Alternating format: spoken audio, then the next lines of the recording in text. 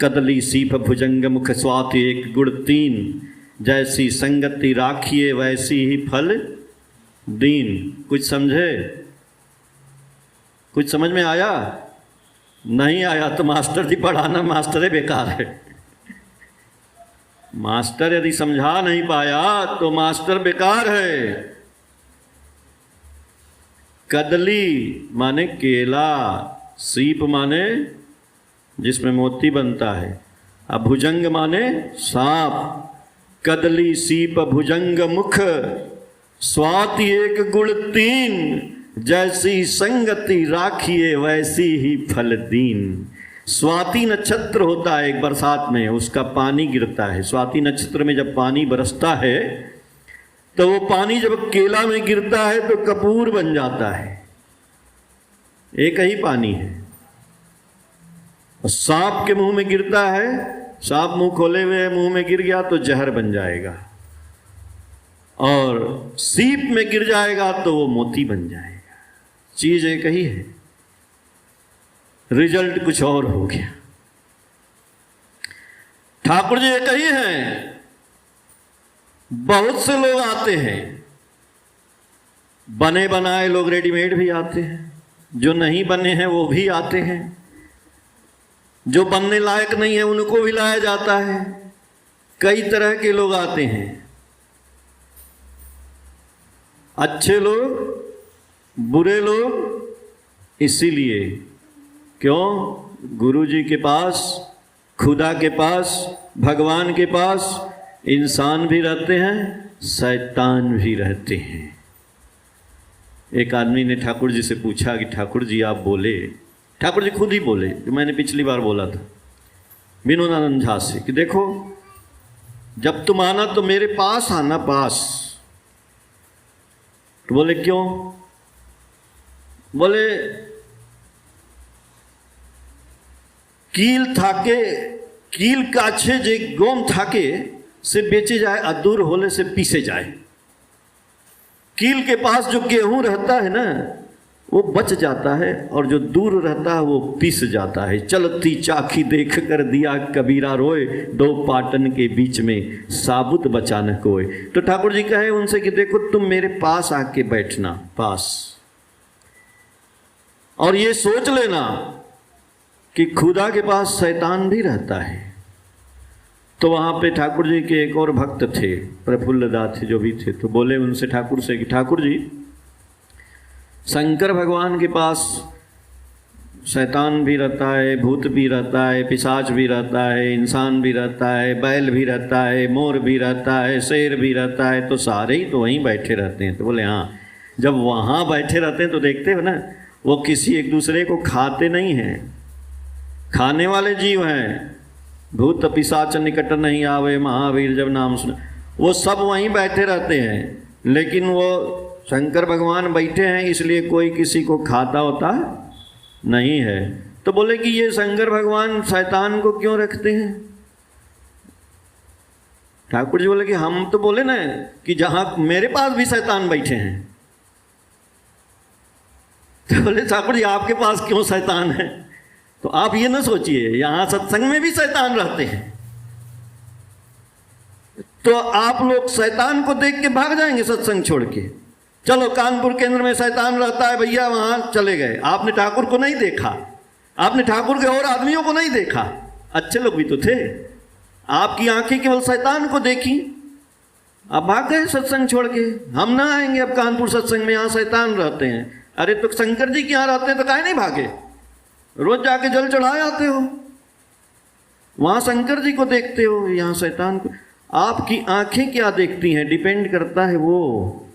तो ठाकुर जी से पूछा कि ठाकुर जी उस शंकर जी के पास शैतान क्यों रहता है? आप कह रहे हैं कि खुदा के पास हो, आपके पास शैतान क्यों रहता है? हट, बेवकूफ है क्या? तेरी माँ भी तो शैतान रहती है। फिर क्यों? अरे वो माँ के अंदर हर तरह का चीज रहता है, कभी शैतान बन जाती है, कभी अच्छा इंसान बन जाती है। क्यों?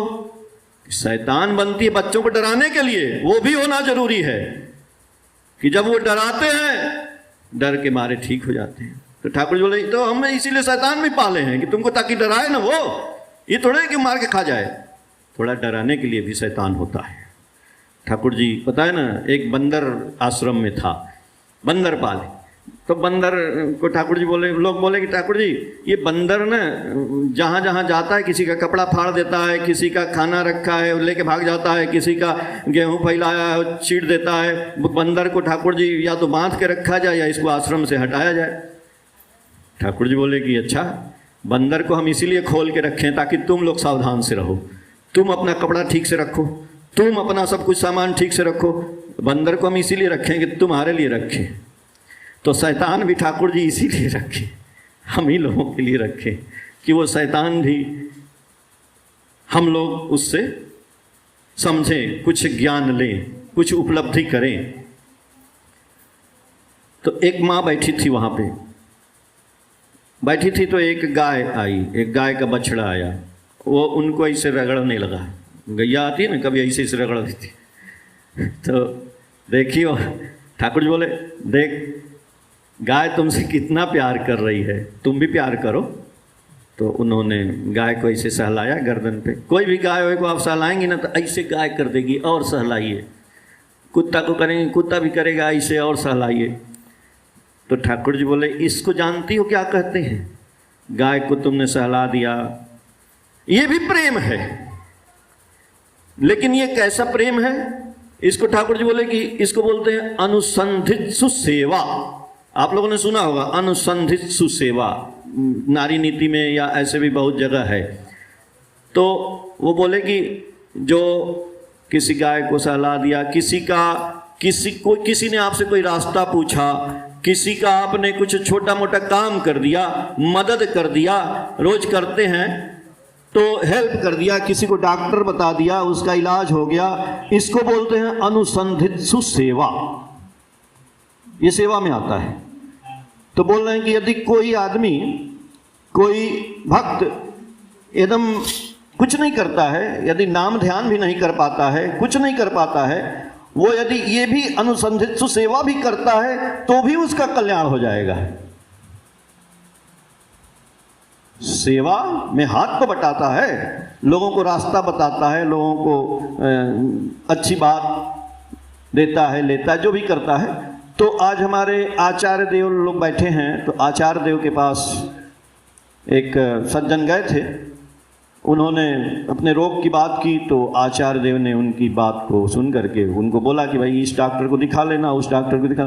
डॉक्टर को दिखाने के बाद जब वो आए, ठीक हो गए, तो बोले कि दादा बहुत बहुत आपका जो है धन्यवाद, हम जो है डॉक्टर को दिखाए और ठीक हो गए।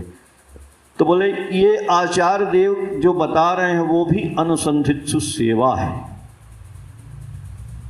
उन्होंने सेवा नहीं, हाथ से नहीं किया, लेकिन उन्होंने बताया, उनके परामर्श से वो आदमी ठीक हो गया। तो आपने भी वो सेवा किया। तो यही कह रहे हैं कि हमारा आचरण, बोलते हैं ना कि जिस स्वभाव में चलता फिरता, जैसा करता कार्य, अचलन भी होता उसी तरह, चरित्र भी होता उसी प्रकार। तो वो जो कदली सीप भुजंग वाली बात बोले, तो कदली सीप मतलब ठाकुर जी का नाम तो सबके अंदर पड़ गया। तो कोई आदमी उसमें से बहुत अच्छा बना, सब अलग अलग आदमी बने। ये नहीं है कि हर आदमी एक ही टाइप का बन जाएगा, हर आदमी नहीं। ठाकुर जी का एक काम कर रहा है तो सब वही करने लगेगा। कोई कुछ कर रहा है, ठाकुर जी का काम कहीं से भी कर रहा है, वो कहीं से भी। ठाकुर जी का जाजन, अब जाजन में क्या करेगा? खाली मुंह से बोल बोल के सबके कान में दौड़ा के नहीं। जाजन उनका प्रचार हो रहा है, कैसे कर रहा है वो उसके ऊपर डिपेंड करता है, कर रहा है तो वो उसकी बात है। इसीलिए ठाकुर जी बोले कि जिस स्वभाव में चलता फिरता, जैसा करता कार्य, चलन भी होता उसी तरह, चरित्र भी होता उसी प्रकार। तो हम ठाकुर जी के रास्ते पे चलेंगे तो हमारा चरित्र और स्वभाव ठाकुर जी की तरह से धीरे धीरे हो जाएगा। और इसमें सबसे ज़्यादा रोल है ना हमारी इस शरीर का, हमारे इस आत्मा का, क्योंकि हम शरीर को न, शरीर हमारी आत्मा को गुलाम न बनाए। वो आत्मा का शरीर गुलाम बने। लेकिन आज क्या है, देखिए आज बहुत गर्मी भी है, कल से मैं बोलना चाहता था, अभी 47 डिग्री है कानपुर में यहाँ का तापमान। तो आप लोग ज़्यादा वो नहीं, घूमना भी नहीं है धूप में निकल करके, इस शरीर की रक्षा भी करनी है। अगर आप अपने शरीर की रक्षा नहीं कर रहे हैं तो ये आपके ठाकुर जी नहीं करेंगे। हम ठाकुर जी का नाम लेके अब पूरा धूप में घूम रहे हैं और जब उधर मरने लगेंगे तो कहेंगे ठाकुर जी नहीं बोले हैं। ठाकुर जी बोले हैं हर एक कदम, भैया बाहर जाते हैं छाता लेके जाइए, पानी लेके जाइए, सावधानी से जाइए। आप एसी रखें घर में, उसको चलाइए। भाई अगर 100 रुपये का बिल उठ जाएगा वो ठीक है, आप बीमार हो जाएंगे तो 10,000 का दवाई लगेगा, दौड़ेंगे अलग से।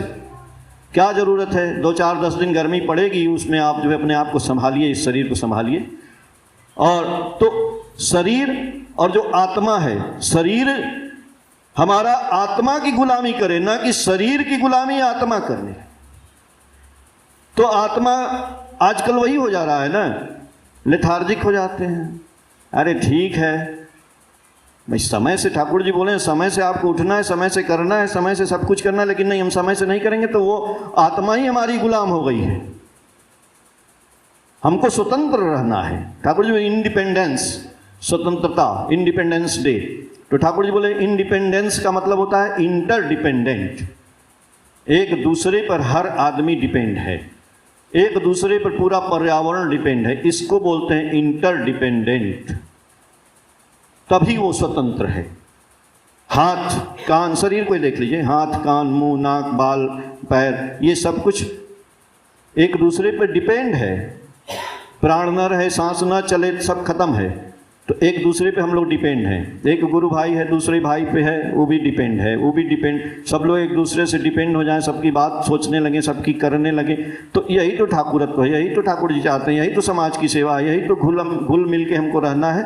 और यही हम लोग चाहते हैं कि सब लोग आपस में एक परिवार बन के रहें। और हम लोग ये सत्संग जो केंद्र है कानपुर में, देखिए इतना धूप है, आज ये बना नहीं रहता, आज आप लोग यहाँ नीचे बैठ करके सत्संग कर रहे हैं, कितनी अच्छी तरह से, अच्छा लग रहा है ना, थोड़ा ठंडा है ना, आए ना। अगर ये नहीं रहता, हम लोग अपने घर में बैठे हैं, कोई झालमुड़ी खा रहा है, कोई पकौड़ी खा रहा है, कोई चाय पी रहा है, कोई कुछ मतलब नहीं। कम से कम एक जगह आते हैं, सब लोग मिलते हैं जुलते हैं। तो इस परिसर की भी सेवा करनी है। इस परिसर में जो लोग रहेंगे, सज्जन हैं, आना जाना मिलना जुलना, जो लोग हैं, नंदीदा हैं, यहाँ रहते हैं। नंदीदा तो 20 साल से यहाँ सेवा कर रहे हैं। सन 2009 से ये मंदिर का उद्घाटन हुआ था, तब से वो भोग लगा रहे हैं। सुबह शाम वहाँ बाहर रहते थे तो वो आ रहे हैं। वो तो कभी नहीं बोलते हैं कि मैंने सेवा किया ठाकुर जी का, नहीं, वो करते हैं, उनका काम है, कर रहे हैं। बहुत आदमी जाके देखिए 90 साल से देवघर में कर रहे हैं, उनको कोई नहीं, साइकिल लेके आते हैं, करते हैं। उनको पूछिए दादा कुछ सवेरे खाए। एक दिन एक दादा, बहुत बूढ़ा दादा बैठे थे आश्रम में, बोले दादा कुछ सवेरे खाए? हम बोला 80-90 साल, हाँ जल खावे, 1 गिलास जल पी के आए, यही इनका नाम। कर रहे हैं ठाकुर जी के यहाँ, कोई विचार नहीं, कुछ नहीं, सब ठाकुर है, ठाकुर देख रहे हैं। ठाकुर जी आपका मंगल करें। जय गुरु।